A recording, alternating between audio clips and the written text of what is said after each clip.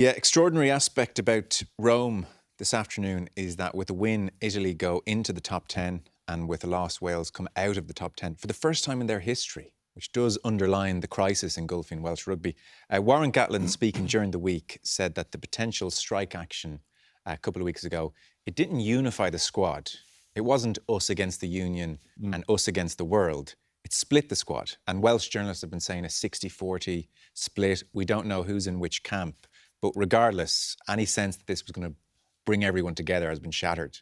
Yeah, I wonder what Gatland's thought is behind kind of sharing that information. There was speculation going on. I mean, Gatland is the master of tapping in to a Welsh performance whenever they've no right to get to those levels of performance they've got to in the past. And on this occasion, he's picked a message that's, it's adding to that divisiveness. And yeah, it's interesting to see where they go. That crisis can almost, sometimes you can imagine it would bring out a big performance, but we've expected that the last couple of weeks and it's never come. In fact, there's been no sign of it at all. There's been no shape to their attack. They look rudderless at the minute. So I'd be concerned about Wales, especially with the Italian side playing the rugby they're playing. Why do you think Gatland went public with that? I think he was forced to. I think he's probably got word that a journalist was going to publish it. So you've got to get, as they say, in front of the story. Okay. You don't talk about things like that as a coach unless you're forced to.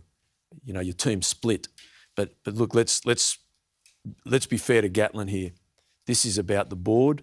This is about the Welsh Rugby Union as a union and as an organisation. Now, all successful sporting organisations around the world, their head office, their front of office is well organised and is on top of the game. You can go through any code, any sport around the world. And the New Zealanders have a saying, the fish smells from the head.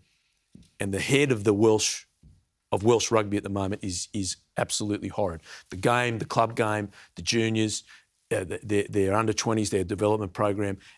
You can't have disarray there and then expect your national team to play well. And the national team is reflecting that disarray. It's very sad, and I truly feel for Gatland. He's just come in again, and he's in really chaos management at the moment. There's no other way to describe it. I don't think there's any need for him to come out and say that about a split in the camp. There's nothing to be gained from it, except maybe a little bit of deflection from his end. You know, if you're in those moments as a team, you close rank, you come together. If a story breaks in the press, it's very easy just to ignore it, not comment on it, and not get brought into that whole narrative. Are you at the point of saying it's self-serving? Look what I'm trying to manage here. I'm not going to go so far as saying it's self-serving, but I think the downside is an awful lot more than the upside in coming out and telling the world a split within your camp when you're the head coach and your primary job is to keep everyone together. Yeah, there's not a lot of pluses for Gatty, though. Someone say the team I'm coaching split, because really at national level you're about managing people, aren't you? You know, and that's admitting he's not managing them. So look, Robbie, I'm not disagreeing with you. I just don't have an answer of why he would do it. There's a positive spin though. For him, there was one option available there. Yes, 60-40 is the numbers that have been thrown. Whenever it's quantified, it makes it worse, to be fair.